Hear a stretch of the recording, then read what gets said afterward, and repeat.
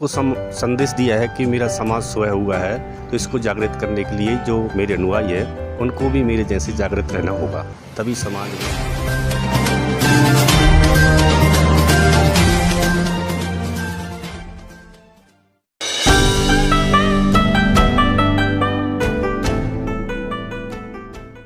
नमस्कार, आप देख रहे हैं एनबी न्यूज़ 24/7 नीलम बोध के साथ। और आज है हम मध्य प्रदेश के सांची में। रात के 2 बज चुके हैं और जिस तरह से आप सामने बैनर देख पा रहे होंगे, जो राष्ट्रीय बौद्ध महासभा है उसकी तरफ से विशाल बौद्ध धम्म संगति समारोह का यहाँ पर आयोजन बड़ी धूमधाम से किया गया है। रात को 1:30 बजे हम विदिशा स्टेशन पर उतरे। हमें लेने पहुंचे बादल सिंह बोध जी। वो हमें जो कार्यक्रम स्थल है वहां पर लेकर आए हैं। और आपकी जानकारी के लिए बताऊंगी, जिस तरह से आप सामने गेट देख पा रहे होंगे, ये गेट सांची स्तूप की तरफ जाता है, जो कि एक पहाड़ी पर स्थित है। और उसी के साथ में जो विशाल बौद्ध धम्म संगति का कार्यक्रम किया गया है, आप देख पा रहे होंगे कि सामने किस तरह से बहुत भव्य मंच लगा हुआ है। तो आइए मैं आपको अंदर लेकर चलना चाहूँगी और दिखाना चाहूँगी कि रात के 2 बजे आखिर क्या माहौल है यहाँ पर।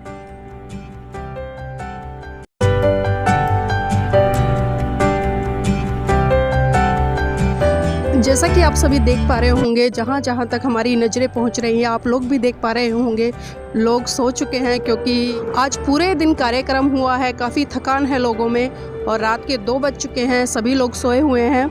यहाँ पर आइए मैं आपको लेकर चलती हूँ। एक धम्म साथी हैं जो जग रहे हैं, तो उन्हीं से चर्चा करेंगे कि इस कार्यक्रम का आयोजन इतने भव्य तरीके से इन लोगों ने किया है। और उससे पहले मैं आपको दिखाना चाहूँगी कि देखिए किस तरह से लोग यहाँ पर सो रहे हैं। महिलाएं हैं, पुरुष हैं, बच्चे हैं, हर कोई व्यक्ति धम्म का लाभ लेने के लिए दूर दराज से आया है। और जिस तरह से हमें जानकारी मिली है, यहाँ पर कई देशों से लोग आए हुए हैं। तो इसी कड़ी में मेरे साथ में बादल सिंह बोध जी हैं, उन्हीं से जानना चाहूँगी। सर, जय भीम, नमो बुद्धाय। जय भीम, नमो बुद्धाय।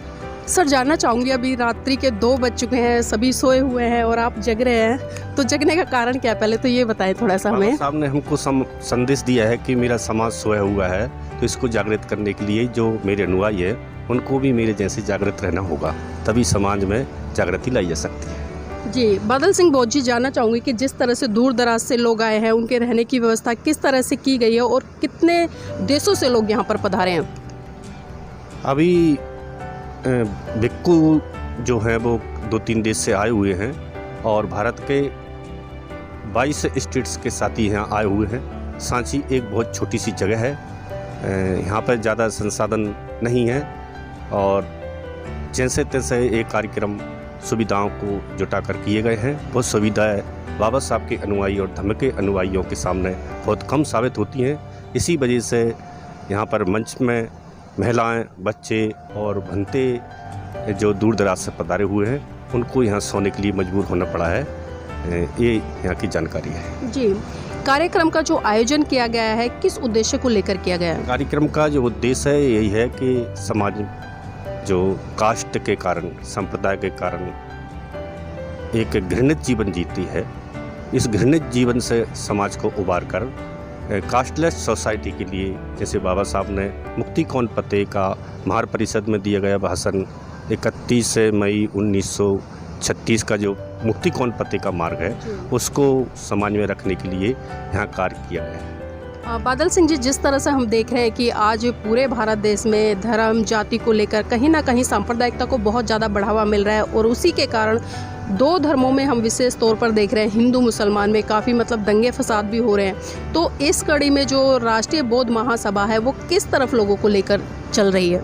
राष्ट्रीय बौद्ध महासभा धर्म की जो परिभाषा है कि मित्रता ही पूरा धर्म है और जस्टिस, इक्वलिटी, लिबर्टी, फ्रेटर्निटी जो संविधान की परिभाषा है, प्रेम्बल की जो मूल उद्देश्य है, उस मूल उद्देश्य के लिए बी द पीपल, हम भारत के लोग, तो भारत में जितने भी लोग हैं वो सब इंडियन सिटीजन हैं और इंडियन सिटीजन को आपस में एकता के साथ, भाईचारे के साथ, समानता के साथ रहना चाहिए।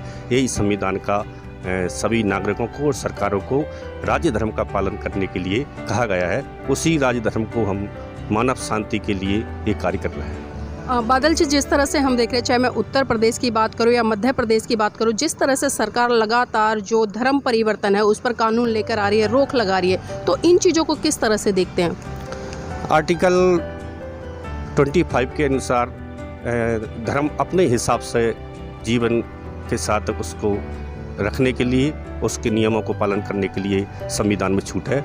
और मानव समाज जो है वो अपने हिसाब से किसी भी धर्म, रिलीजन, मजहब या पंथ संप्रदाय के अपने हिसाब से जीवन यापन कर सकता है। संविधान के अधिकार है।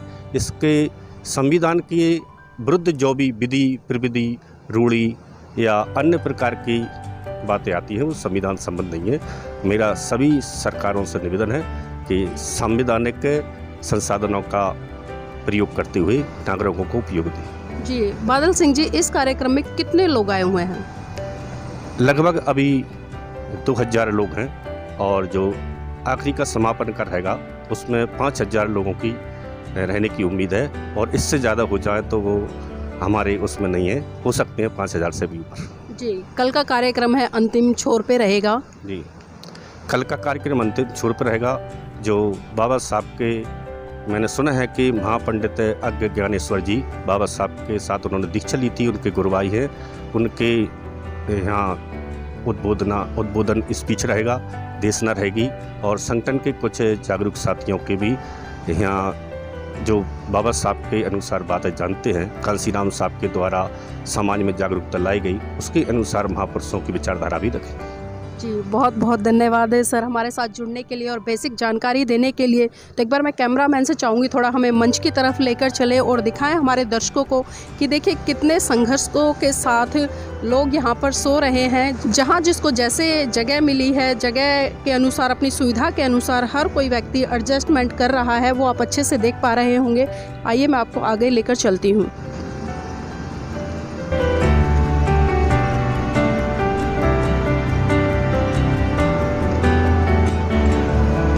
तो जिस तरह से आप देख पा रहे होंगे कि क्या बौद्ध भिक्खु, क्या उपासक, क्या उपासिका है, हर कोई कहीं ना कहीं इस देश में करुणा, मैत्री, भाईचारे का संदेश देने के लिए, समानता को स्थापित करने के लिए यथासंभव अपने प्रयास कर रहा है, चाहे वो प्रयास कैसे भी हों। और जो लोग दूर दराज से आए, आप देख सकते हैं कि ज़मीन पर भी लेटे हुए हैं, जिसको जैसे जहाँ जगह मिली है, चाहे मंच हो या सोफ़े हों, जिसको जैसे सुविधा अनुसार जगह मिली है वहाँ पर वो सोने के लिए पूरी तरह से स्वतंत्र है और सोए हुए हैं। और आप देखिए जिस तरह से मंच पर देख पा रहे होंगे, सबसे पहले सर्वप्रथम में महाकारुणिक तथागत बुद्ध की प्रतिमा स्थापित की गई है और उसी के नीचे आप देख पा रहे होंगे कि जो सम्राट अशोक है, जिनके शासनकाल में भारत देश की सीमाओं से निकलकर बौद्ध धर्म बहुत बड़े स्तर पर फैला, उनकी एक छाया चित्र लगी है। और जो सांची का स्तूप है वो भी सम्राट अशोक जी ने ही बनवाया था। और उसी के साथ साथ में शिक्षा की अलग जगाने वाले राष्ट्रपिता ज्योतिबा फूले जी हैं, साहू जी महाराज जी हैं, उनकी भी तस्वीर लगी हुई है।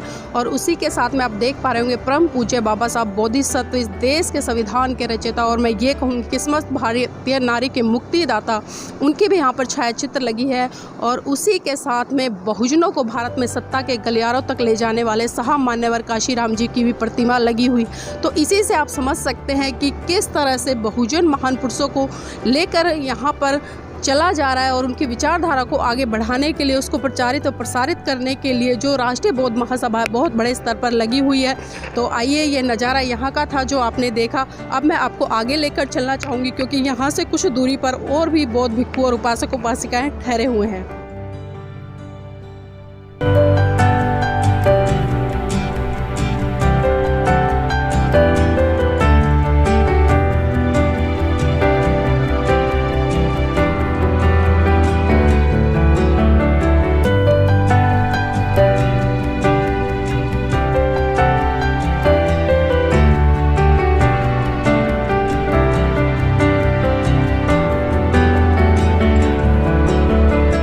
जिस तरह से अभी हम जो कार्यस्थल है उससे लेकर आपको पहुँचे हैं अभी श्रीलंका महाबोधि सोसाइटी वंदना निकेतन सांची, जो कि आप देख पा रहे होंगे इसके सामने ही जो सांची स्टेशन है वो पड़ता है। और आइए देखिए अंदर, मैं आपको दिखाना चाहूँगी कि यहाँ पर भी बहुत भारी संख्या में लोग सोए हुए हैं।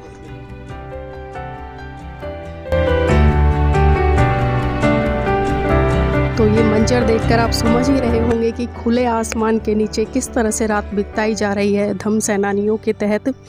और जो ये पूरा का पूरा प्रांगण है बौद्ध भिक्खुओं से, उपासक उपासिकाओं से, बच्चों से पूरा का पूरा भरा हुआ है। जिसको जैसे जहाँ जगह मिली है अपनी सुविधा के अनुसार वो यहाँ पर सोए हुए हैं। कोई किसी तरह की वीआईपी व्यवस्था नहीं चाह रहे हैं, क्योंकि धर्म को आगे बढ़ाने के लिए और ख़ासकर जो बौद्ध भिक्खु जानने जाते हैं त्याग के लिए, वो त्याग आपको यहाँ दिखाई दे रहा होगा। आइए मैं आपको आगे और दिखाना चाहूँगी।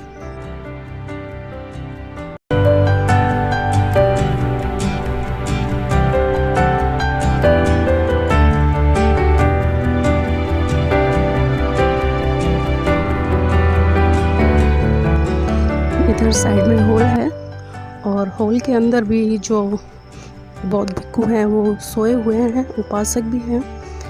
ये पूरा का पूरा हॉल भरा हुआ है और इसके ऊपर जो फ्लोर है वो भी पूरा भरा हुआ है। तो इसी से आप देख सकते हैं कि काफ़ी भारी संख्या में लोग यहाँ पर आए हैं।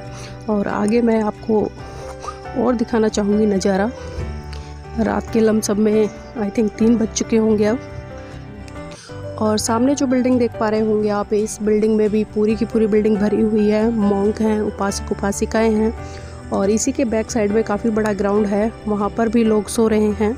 और सामने आप जिस तरह से देख पा रहे होंगे जो जूते चप्पल हैं उसका हज्यूम है और उसी से आप आइडिया लगा सकते हैं कि यहाँ पर कितनी संख्या में उपासक उपासिकाएँ हैं। और आइए मैं अंदर लेकर चलना चाहूँगी अब आपको।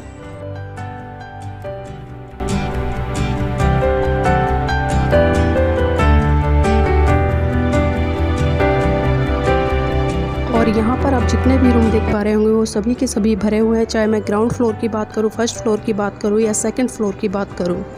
और इतना ही नहीं, रूम के साथ साथ जो गैलरी है, गैलरी में भी लोग सोए हुए हैं।